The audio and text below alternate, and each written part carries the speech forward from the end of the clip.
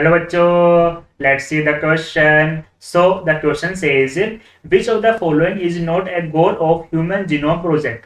कि निम्न में से कौन सा ह्यूमन जीनोम प्रोजेक्ट का गोल नहीं है. बात करते हैं स्टेटमेंट फर्स्ट के बारे में. क्या बोला?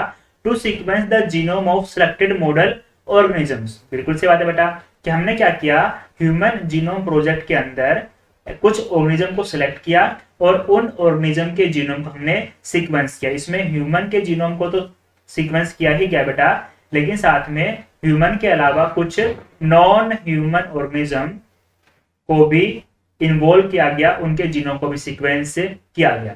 नेक्स्ट बात करते हैं टू एलिमिनेट ऑल डिजीज. बेटा डिजीज को एलिमिनेट करना, सभी डिजीज को एलिमिनेट करना ह्यूमन जीनोम प्रोजेक्ट का एम नहीं था. ह्यूमन जीनोम प्रोजेक्ट का जो मेन एम था बेटा क्या था, जीनोम को सीक्वेंस करना. अब आप इस जीनोम के सीक्वेंस को आप रिसर्च पर्पज के लिए काम में लीजिए, स्टडी पर्पज के लिए काम में ले सकते हैं, लेकिन सभी डिजीज को एलिमिनेट करना कभी भी इसका एम नहीं रहा. फिर हमने बोला to consider social, ethical and legal aspect of genetic information. ये बात ही बिल्कुल सही है कि ह्यूमन जीनोम प्रोजेक्ट के अंदर बेटा बहुत सारे इश्यूज आ रहे हैं, जैसे कि एथिकल इश्यू हो गए, सोशल इश्यूज हो गए. उनका ये कहना था कि अगर आप लोग जीनोम को सीक्वेंस कर लेंगे तो हो सकता है कि आप किसी कॉपी ऑर्गेनिज्म का फॉर्मेशन कर लें. तो इस सब एथिकल इश्यूज को सोल्व करने की जिम्मेदारी बेटा किसकी थी?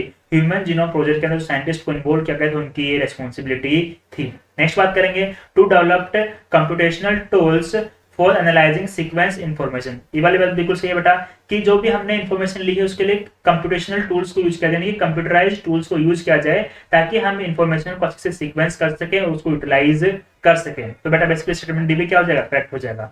सो बेसिकली बेटा स्टेटमेंट बी जो रहेगा वो इनकरेक्ट होगा. That's why our correct answer will be option B. Best of luck.